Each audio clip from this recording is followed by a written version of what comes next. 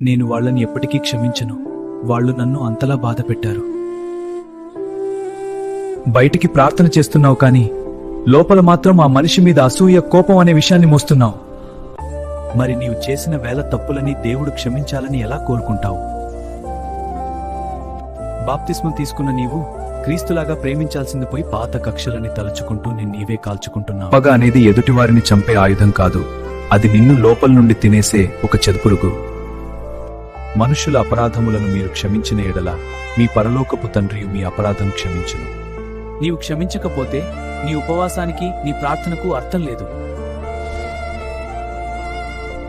ఈరోజు నీ మనసుని గాయపరిచిన ఆ మనిషి పేరు తలుచుకుని, దేవా నా వల్ల కావడం లేదు, కానీ నీ ప్రేమ కోసం నేను వారిని క్షమిస్తున్నాను.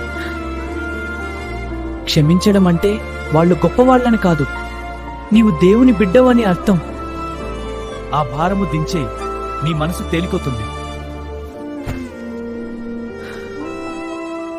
పగను వదిలేద్దాం, ప్రేమను పంచుదాం.